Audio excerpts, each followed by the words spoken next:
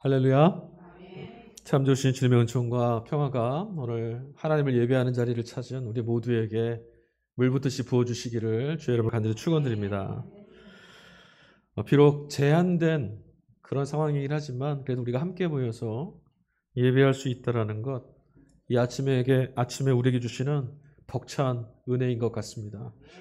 모쪼록 여러분 주님을 예배하고 주님과 함께하는 우리의 걸음이 날마다 멈추어지지 않고 마치 우리를 향한 하나님의 은혜가 우리를 향해서 한 번도 멈추어지지 않은 것처럼 하나님을 향해서 울고전 믿음의 걸음 함께 걸어갈 수 있기를, 그런 날들이 우리에게 허락되기를 주의 이름으로 간절히 축원드립니다. 시편, 욥기 이 둘과 함께 시가서로 불리는 말씀이 있습니다. 잠언서죠. 잠언은 어떻게 살아가야 하는가, 이것을 고민하는 신앙인들에게 하나님을 믿는 사람답게 사는 길을 가르쳐주는 그런 탓에 지혜의 책이다, 이런 별칭을 가지고 있습니다. 잠언은 특히나 우리의 말의 중요성과 말의 사용에 대한 것들을 강조합니다. 타인을 향한 비난과 그리고 부정적이고 치독히 냉소적인 그런 우리들의 언어가 사람들 사이를 쉽게 깨뜨리고 또 서로를 대하는 마음, 이것이 점점 퍽퍽해져가는 그런 요즘을 우리 살고 있습니다. 삶이 공고하고 갈등이 세상 살이를 힘들게 하는 원인들은 대부분은 누군가를 향하여서 내뱉었던 우리들의 말이 원인인 때가 많죠. 본래 여러분, 우리는 직접 보고 듣고 경험한 것 외에는 자신의 말 안에다가 다른 걸 담을 수가 없는 사람들이에요. 그러니까 다시 말씀드리면 말은 경험한 것, 그리고 그 경험으로부터 내가 알게 되고 느끼게 되고 뭔가 좀 나누고 싶었던 무엇인가를 전할 수 있는 그런 도구이기 때문에 결국 우리 말이란 건 단순한 소리가 아니라 나를 전하는 것이라고 할 수 있어요. 그래서 우리들의 말은 누군가가, 우리들이 의식하진 않았지만 누군가 우리들의 말을 들으면서 저와 여러분이 지금까지 살아온 자신의 그런 경험, 삶을 엿볼 수 있는 그런 공개되어 있는 통로가 되기도 합니다. 나는 그냥 말을 했지만 상대는 저 사람이 이런 삶을 살았구나, 저 사람은 이런 인격을 형성해왔구나 볼 수 있는 통로가 된다라는 말씀이죠. 그럼 결국 말로 인해서 불거지는 우리 시대의 갈등은 그냥 단순하게 말이 달라서 일어나는 것이 아니라 결국은 저마다 살아온 삶이 다른 거고 서로 다른 삶이 부딪힌 결과라고 볼 수 있습니다. 말은 여러분 잘 아시겠지만 때로는요, 누군가에게 평생토록 죽을 때까지 지워지지 않는 상처, 아주 치명적인 상처를 남기는 흉기가 될 때도 있어요. 또 한편으로는 삶을 포기해버리려고 했던 그 절망과 절벽에 섰던 누군가에게, 벼랑 끝에 서 있는 누군가를 강하게 붙들어 줄 수 있는, 그러나 매우 따뜻한 손이 되기도 합니다.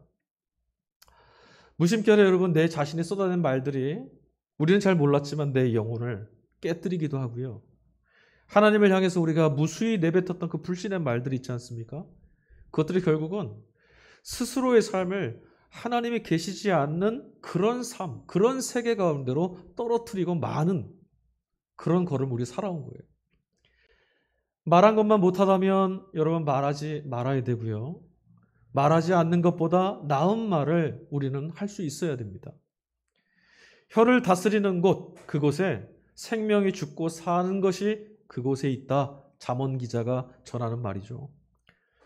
여러분, 그것이 누구의 말이든 간에 일단 우리 입 밖으로 내뱉어진 모든 말 안에는 살아낸 저 자신의 시간만큼의, 삶의 시간만큼의 무게가 담겨 있다는 것을 우리는 명심해야 됩니다. 그래서 우리는 먼저 말하기 이전에 듣는 것에 익숙해져야 합니다. 예수님과 제자들이 가이사라 빌립보에 도착했을 때쯤이었습니다. 여러분 아시다시피 가이사라 빌립보라는 도시는 로마의 황제를 세상의 구원자로, 세계의 신으로 숭배하는 그런 도시였습니다. 황제의 은택으로 인해서 황제가 편의를 봐주는, 황제가 은혜를 베풀어주는 그런 곳이었어요. 그래서 그곳에는 황제로 인한 평안, 황제로 인한 안전함, 황제로 인한 안락함과 화려함, 이런 것들을 자랑하는, 자신들의 신 황제를 신상으로 만들어 놓은 거대 도시였습니다. 성공한 인생이란 것은 바로 이런 거야, 이걸 말하는 것 같은 그런 도시였어요. 그런 웅장한 도시의 위용 앞에 예수님과 제자들 일행이 섰습니다. 제자들의 모습이 어땠을까요? 아마 잔뜩 주눅 들어 있었을 거예요. 저 북쪽 갈릴리 그 촌동네 어부들이었습니다. 그런데 로마의 영광을 드러내 보이는 그 가이사라 빌립보라는 큰 도시 앞에서 그들은 주눅 들었어요. 야, 이렇게 사는 사람들도 있구나. 그런 그들을 바라보시면서 예수님께서 물끄러미 보시다가 말씀 한마디를 툭 던지셨습니다. 얘들아, 너희는 나를 누구라고 생각하냐? 무슨 말씀일까요? 얘들아, 나는 너희들에게 저런 것들을 줄 수가 없다. 그런데 대체 너희들은 무엇 때문에, 뭘 보고 나를 따라다니고 있느냐? 이렇게 물으신 것 같아요. 여러분들은 무엇 보고 예수님 따르고 계십니까? 오늘 모든 그리스도인들의 신앙 고백이기도 하죠. 베드로 사도가 당찬 답변을 주님 앞에 들어놓습니다. 주님은 그리스도이시고 살아계신 하나님의 아들이십니다. 이 말은 제가 주님 따르는 이유요? 본질적인 이유가 뭐냐고요? 당신이 하나님의 아들이시잖아요. 하나님이 보내신 구원자라 제가 믿고 있어서 그래요. 다른 거 본 것 없어요. 하나님의 구원자시라서. 주님이 무척 흡족하셨던 것 같아요. 그리고는 생각하셨어요. 야, 이제 너희들에게 비밀을 말해줘도 되겠다. 그렇게 생각했던 주님이 비밀을 툭 털어놓으셨습니다. 그게 무엇이었냐면 이거였어요. 이제 내가 고난을 받게 될 거야. 장로들과 대제사장들, 율법학자들, 그러니까 세상의 유력자들로부터 내가 배척을 당할 거야. 그리고 죽게 될 거야. 순환 예고에 대한 말씀이죠. 이 비밀을 말씀하셨어요. 여러분, 제자들 귀에는 어떻게 들렸을까요? 우리는 이 말씀을 들을 때 별로 긴장하지 않습니다. 왜냐하면 주님께서 부활하신 거 다 알고 있거든요. 제자들은 어떻게 들렸을까요? 제자들에게 주님의 말씀은 내가 그동안 말은 안 했는데 이런 식으로 계속 가다 보면 결국 나는 세상의 유력자들에서 살해당하고 말 거야. 그럴 것 같아. 곧 죽을 것 같아. 딱 이렇게 들렸겠죠? 여러분, 제자들은 어떤 사람들이에요? 말 그대로 다 포기하고 모든 것을 버려두고 주님을 따랐던 사람들입니다. 주님 따르다 보니 이제 그 안에서 놀라운 영광들이 나타나고 사람들이 거기에 열광하고 군중들이 모이기 시작했어요. 야, 이제야 주님과 함께 세상을 뒤집어 놓겠다고 했던 그 꿈이 손에 잡힐 것 같았어요.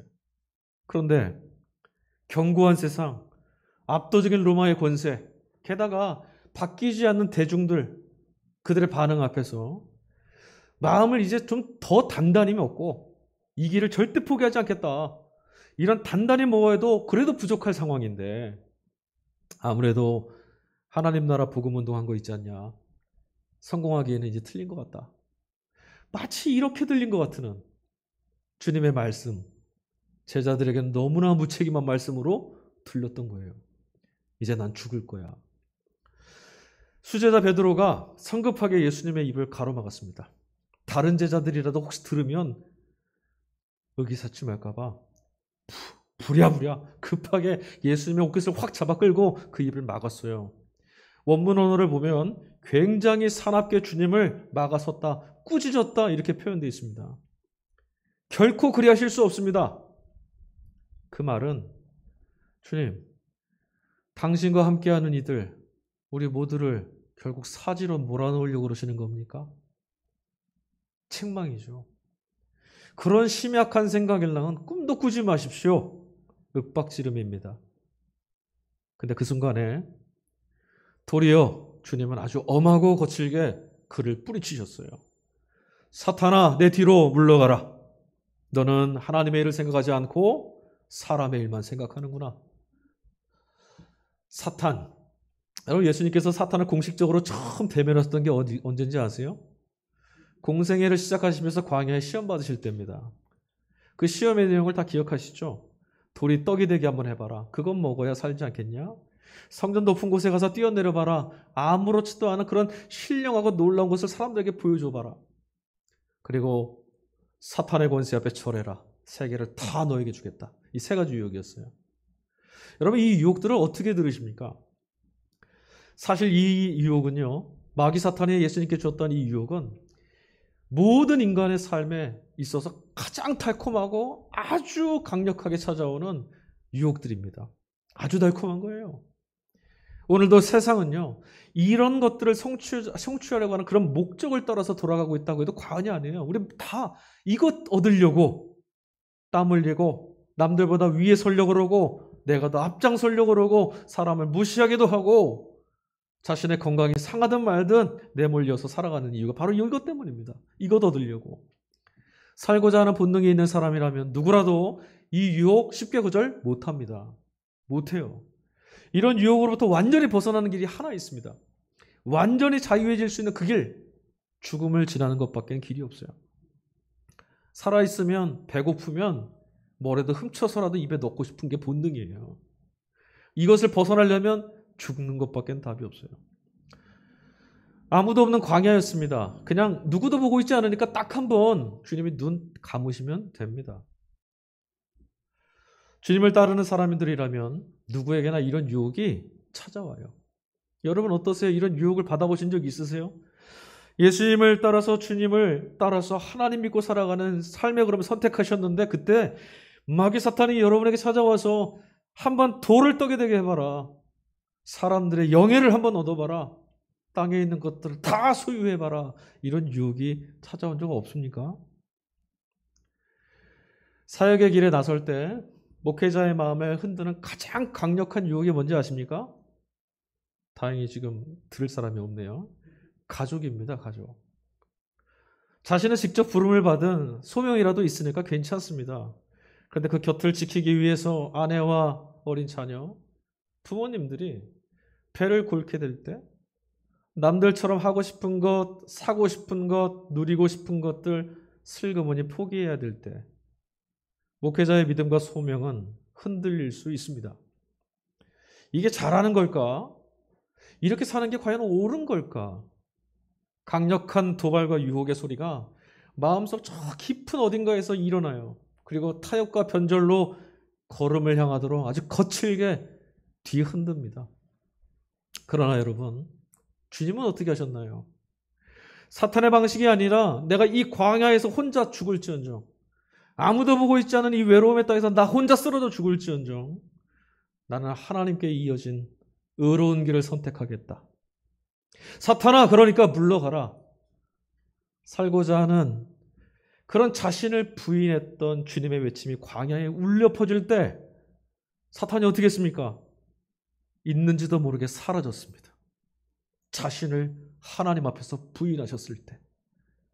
그런데 지금 세속의 영광이 가득한 그것 자체를 상징하는 거대 도시 가이사라 빌립보 앞에서 자신을 따르고 있는 수제자가 베드로가 지금 주님에게 그때처럼 주님 마음을 지금 뒤흔들고 있습니다. 당신의 제자들은 어떤 사람들이에요? 당신을 지금 뒤따르고 있는 그들 모두 결국은 가이사라 빌립보라고 하는 이 도시의 영광이 아니라 어디에 가야 합니까? 십자가를 마주해야 될 사람들입니다. 세상 앞에서 죽어야만 하는 곳이죠. 주님이 인정에 사로잡히시면 어떻게 될까요? 이들은 안쓰럽습니다. 이들은 어떻게 거기까지 내몹니까? 그래서 주님이 타협하시고 거기서 멈추셨다면 십자가의 길은 더 이상 나아갈 수 없었겠죠. 그날 광야에서 그랬듯이 주님은 또다시 선택하셨어요. 세상이 옳다 하는 길 거기 말고 하나님이 옳다 하셨던 그 길을 선택하셨습니다. 왜냐하면 이 길이야말로 하나님의 뜻대로 사는 길이고 하나님의 말씀이 이루어지는 영원히 사는 길, 모두가 사는 길이기 때문에 그렇습니다. 하늘을 향한 시선을 분명히 하신 이후에 유혹에 무너져버린 제자들의 마음을 일깨우시려고 주님은 큰 소리로 다시 외쳤습니다. 사탄아, 물러가라. 주님의 이 말씀은요, 나는 하나님 아버지만 믿는다. 이 말씀인 거죠. 방금 전까지만 해도 예수님께 하나님의 전령처럼 야, 너 하나님께로부터 말씀 받은 사람이구나. 칭찬을 받았다가 일순간에 주님께 너는 사탄이라고까지 아주 곤두박질 치게 된 베드로. 여러분, 그 베드로는 우리 모두를 상징합니다. 그 베드로가 우리죠. 하나님께서 보내주신 구원자이시니 나는 주님을 따릅니다. 그렇게 말했는데 그는 지금 오히려 주님께 듣는 것이 아니라 자신 마음속에 있던 구원의 방법, 하나님의 구원자의 기준을 가지고 주님은 틀렸습니다라고 꾸짖고 있습니다. 그런 게 아니라는 거죠. 그렇게 해서는 안 된다는 겁니다. 이렇게 하셔야 된다는 거죠. 세상을 개혁하고 종교를 회복할 수 있는 그런 하나님의 종이라면 적어도 가장 높은 곳, 가장 영예롭고 능력 있고 영향력 있는 그런 권세자는 되셔야 된다. 이게 베드로 생각이었어요. 그렇게 믿었죠. 그런 하나님의 아들이라고.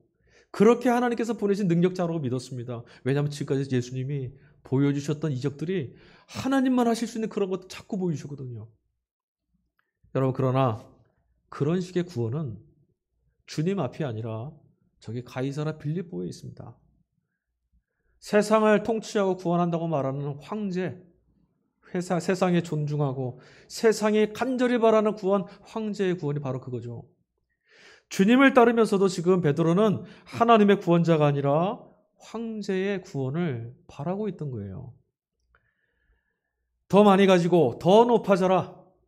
그렇게 통치하는 게 누구죠? 황제입니다. 여기까지 올라와라.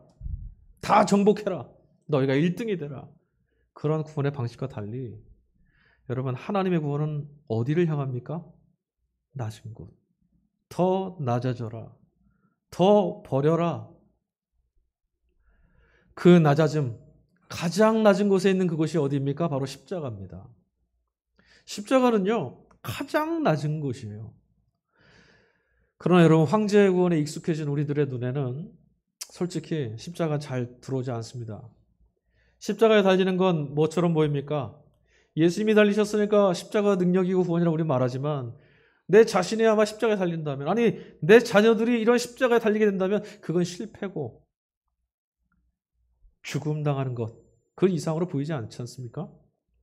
대체 주님께서 이 세상 배후에 도사리고 있는 사탄의 권세를 향해서 말씀 한마디로 그거 뒤집으실 수는 없었을까? 황제의 권위, 세상의 통치 방법을 한 말씀으로 다 쓸어버리실 수는 없었을까요? 제가 여러분께 분명히 하나는 말씀드릴 수 있습니다. 우리 이런 의문점들 있잖아요. 왜 십자가에서 이렇게 허무하게 죽으셨는가? 천군천사 한 말씀이면 오셔서 세상 다 쓸어버리고 새롭게 만드실 수 있을 텐데 그렇게 안 하신 이유가 있어요. 만약에 주님께서 사람들, 그 죄인들의 모욕을 참지 못하셔서 이렇게 해도 똑같이 악은 여전히 있고 어둠은 그대로 오고 사탄은 여전히 사람들의 영혼을 배회하고 돌아다닐 게 뻔하니까 주님이 십자가를 뒤로 하고 만약에 내려오셨다면 하늘의 천군 천사 군단들을 다 불러 모아서 사탄의 권세를 다 무너뜨리셨다면 사탄의 머리는 깨졌겠죠. 그러나 분명히 사탄은 그 순간에 웃으며 죽었을 겁니다. 웃으면서 죽었을 거예요. 왠지 아세요?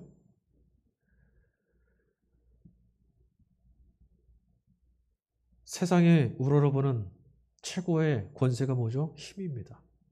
명예, 돈, 성공, 다 권력을 얻으려고 하는 건데 주님께서 자신을 부인하지 못하고 십자가를 부인하고 세상이 우러러보는 그 힘을 선택하셨다라면, 그런 힘을 구원의 방법으로 선택하셨다라면 그 자체로 하나님의 방식이 아니라 사탄의 방식이 옳다라고 인정하는 거예요.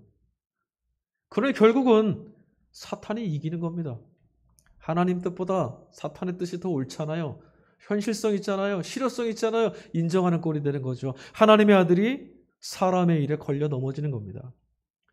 자, 베드로는요, 주님을 따르면서도 사탄이 손에 쥐고 있던 것들 그거 줄 수 있기를 바랬어요.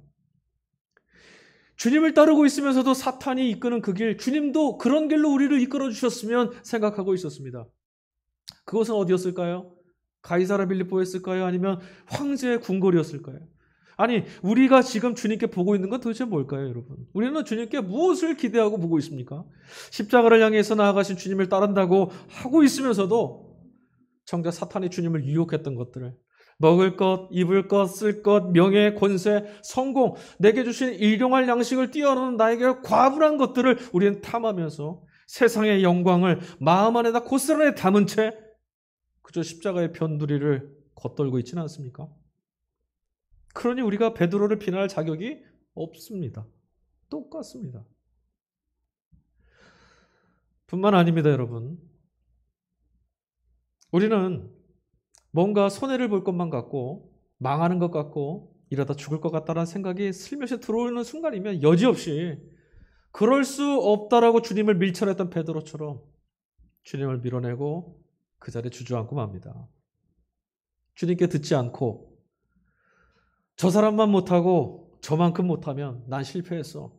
나는 하나님께 버림받았어. 이렇게 생각하고 맙니다. 이런 생각에 사로잡히게 되면요. 목회자라고 해도 세상 없습니다.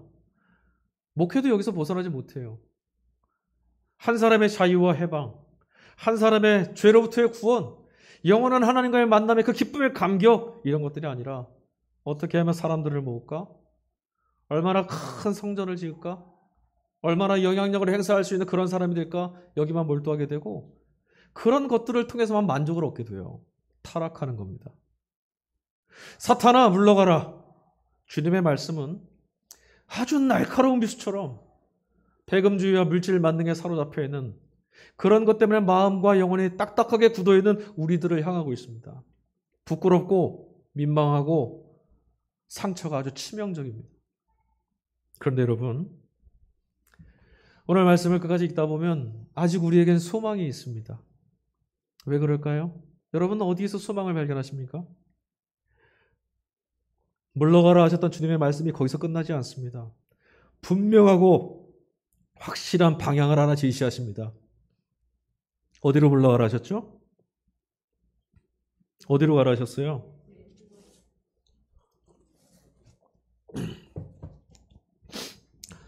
주님의 말씀은 지금 너희는 나랑은 도저히 함께 못하겠다. 나는 너희랑은 도대체 함께 못하겠다. 그래서 우리를 내치시라는 말씀이 아닙니다. 여러분 답변하셨던 것처럼 분명한 방향성이 있죠. 내 뒤로 물러서라. 우리는 이 말씀을 들음으로 비로소 주님의 호흡을 고스란히 느낄 수 있는, 누구보다 가까이 주님 곁에 설 수 있는 바로 주님의 등 뒤에 설 수 있는 거예요. 세상의 유혹 앞에 한염없이 흔들리고 많은 나라는 존재는 간 곳 없고 어디를 둘러보아도 고개를 들어도 눈앞에는 오직 주님만 보이는, 주님과 가장 가까운 곳, 그곳으로 주님이 지금 부르시는 거예요. 내 뒤로 물러서라는 말씀은 결국은 무엇입니까? 내 앞서가지 말고 나를 따르라. 나를 따르란 말은 이런 우리라도 내가 너를 제자로 삼겠다. 이런 우리라도 버리지 않고 내 편으로 삼겠다. 주님의 초대이고 우리를 향한 주님의 믿음인 거예요. 여러분 그리스도인들이라면 누구나 이 뒤에 이어지는 자기를 부인하고 제 십자가를 짊어지고 나를 따라야 한다는 주님의 말씀을 들어야 합니다. 아멘. 누구라도 이 욕으로부터 자유로울 수 있는 사람 없습니다.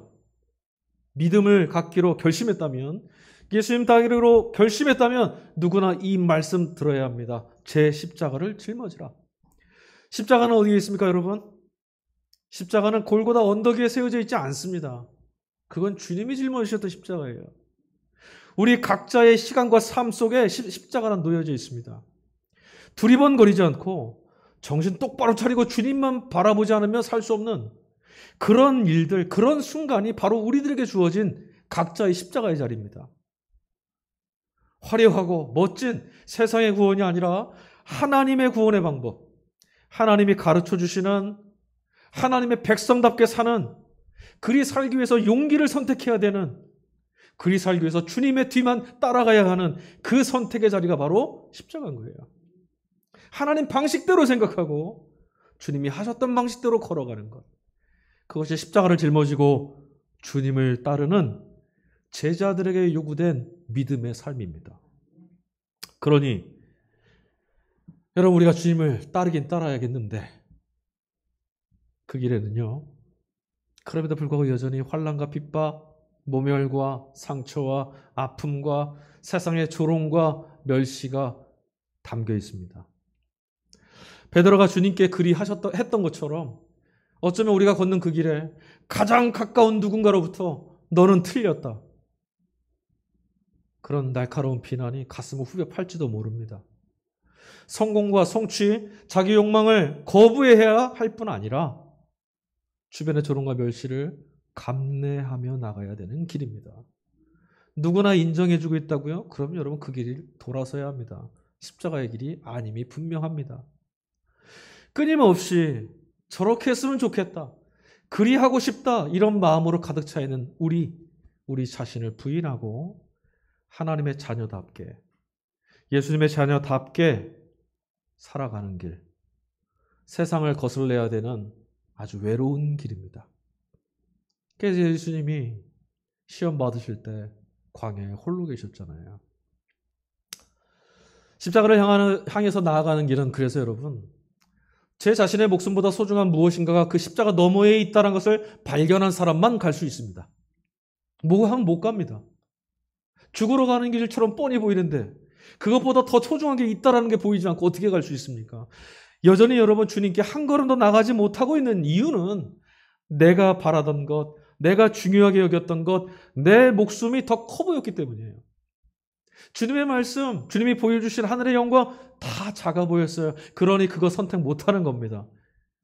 여러분, 세상의 위용 앞에 압도당한 거죠. 하나님도 이건 어찌하실 수 없어.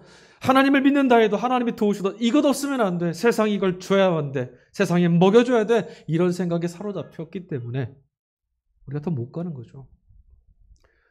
순간적으로 예수의 수제자였던 베드로, 그를 한없이 주눅들게 했던 그 화려한 황제의 영광, 여러분 그게 언제 갑자기 두려움이나 부러움 같은 악마적인 기세가 돼서 우리들의 영혼을 뒤흔들고 덮쳐오른지 모릅니다. 이럴 때 그럼 우리는 뭐 해야겠습니까? 우리 그런 세상 살고 있는데요. 가이사라 빌립보를 관통해 살고 있는데, 그럼 우리 그럴 때는 어떻게 해야겠습니까? 무엇을 해내려고, 뭘 어떻게 해야겠다고 허둥대는 것이 아니라 있어야 할 자리를 찾는 것이 가장 시급하고 가장 최선의 선택입니다. 어디에 있어야겠습니까?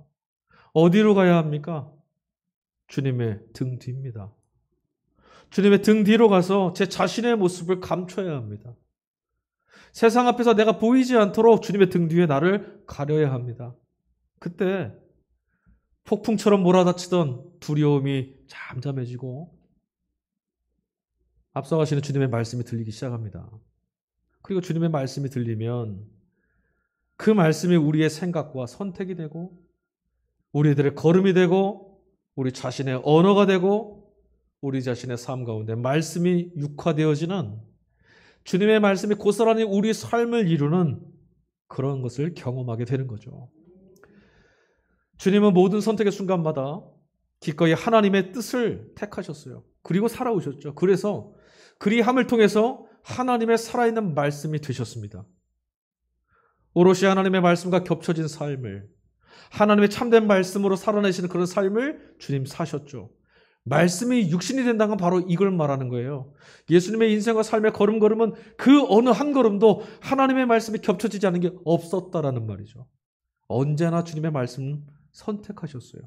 그러니 여러분, 예수님의 등 뒤를 따라 그분의 걸음을 쫓고 있는 우리들도 주님께로부터 들은 말씀을 우리 저마다의 삶에 채워야 하는 겁니다.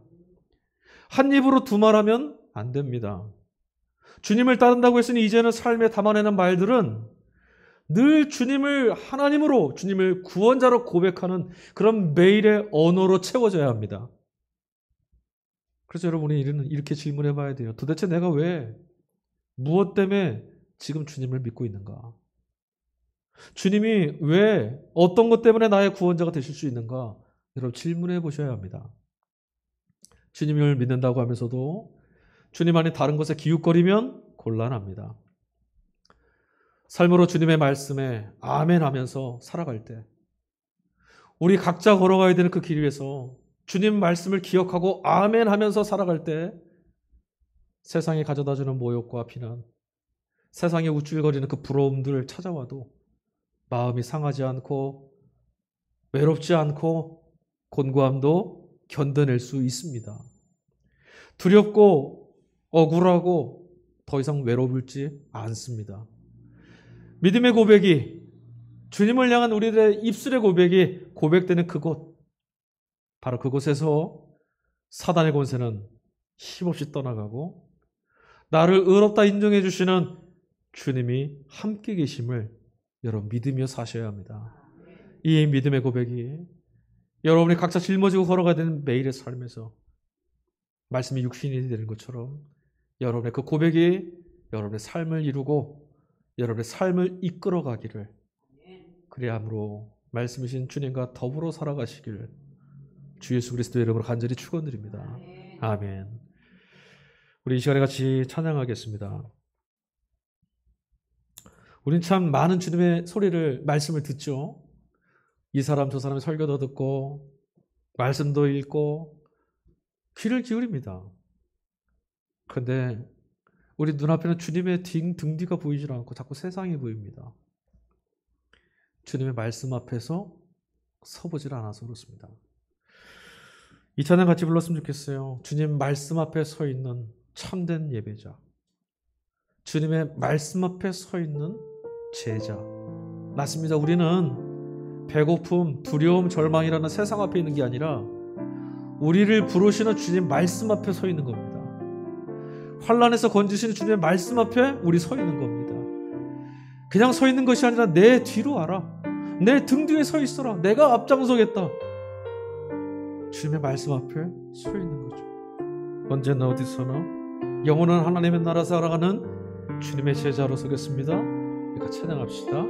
주의 말씀 앞에 선, 주의 말씀 앞에 선 당신은 참된 예배자, 당신은 예주시